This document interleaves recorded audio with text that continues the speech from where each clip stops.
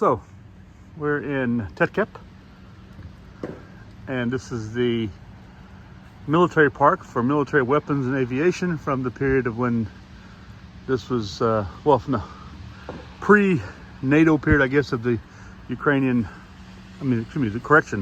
army, Hungarian military. We're gonna go visit these aircraft.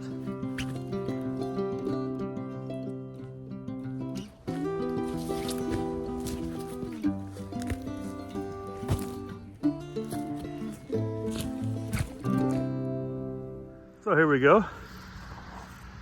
I think this is the Mi-8 right here.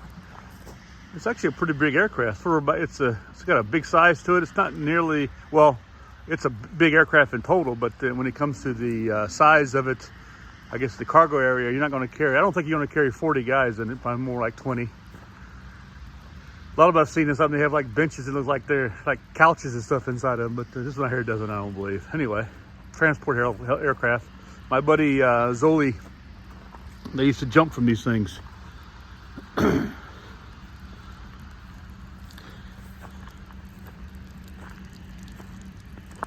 back of it right here opens up.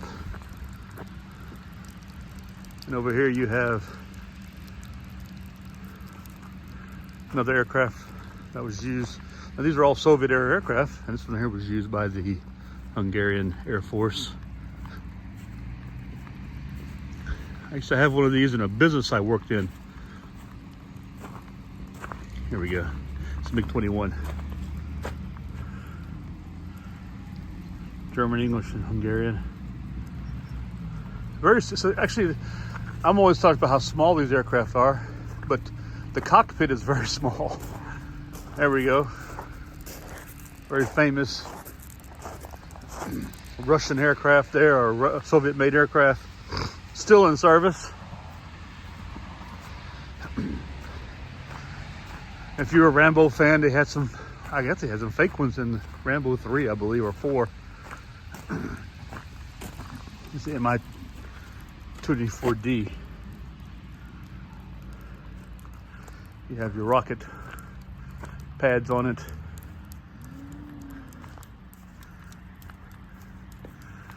And it has a cargo area inside of it, plus it has so it's a good multi-role aircraft.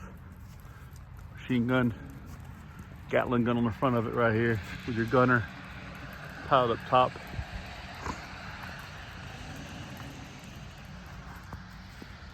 Here's the famous T-72. Very low profile, it's about 9 feet, I believe, in height. I believe, maybe a little bit smaller than that. This is a wider, quite wide though, but very low profile. Driver's hatch here, and of course your commander's hatch up on top right there, and then that's your gunner, but he's not a loader, that's for sure. It's an auto load.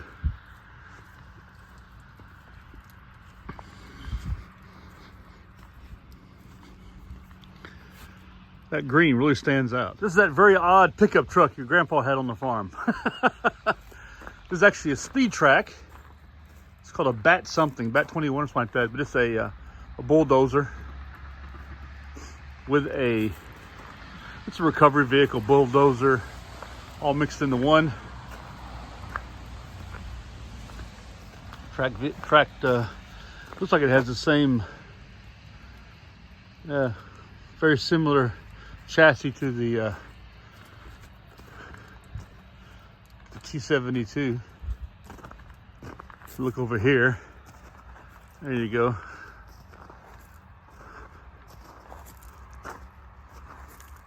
Enemy of the sky. Any pilots, it's kind of like that. It's a SAM. And these right here you'll have seen recently crossing the Dnieper River, I guess was called, in southern Ukraine, full of troops. The Ukrainian army force still has a bunch of them, or they probably a bunch they've recovered from the Russian army. There you go, all you communications people, intel people out there. That's exactly what that is. And we have a floodlight on the back of this this truck here.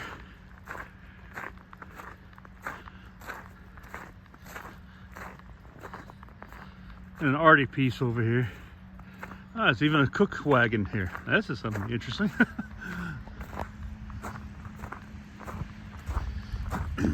What's really crazy is a lot of this is still in use in a lot of armies around the world. If you've ever been to the National Training Center, NTC, or some of the museums, like military museums, you'll see a lot of this stuff, captured stuff. Multi-fuel mobile field kitchen, M1969M. Something we don't have in, well, we have in American Army, but it doesn't look like that. This is something right off the street from World War II and before. There you go. King of Battle. This is the D20 152 millimeter howitzer.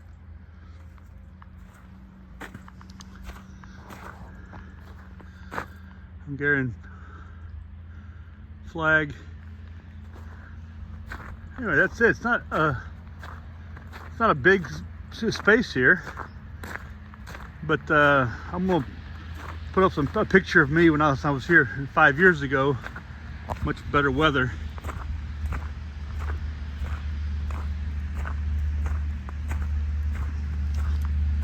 Quick video.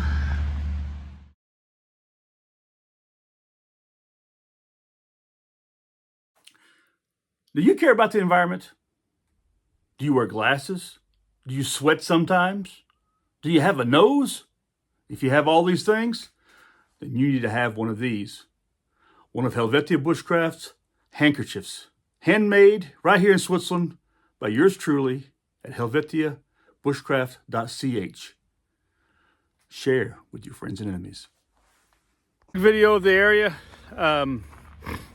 We happen to just be here. This is the Balaton region of Hungary. If you want to come by and have a look at it, it's a beautiful area, beautiful region, especially if you come here in the spring, the summer, even the fall, but the winter is a little bit cold. It's very cold here, actually. I'll get some good tests today from my Helicontext SAS Smock. It's drizzling out here, heavy mist, so it's getting a little bit wet, but so far it's holding out. And there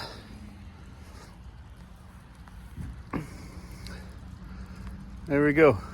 Hope you guys enjoyed this video. More to come.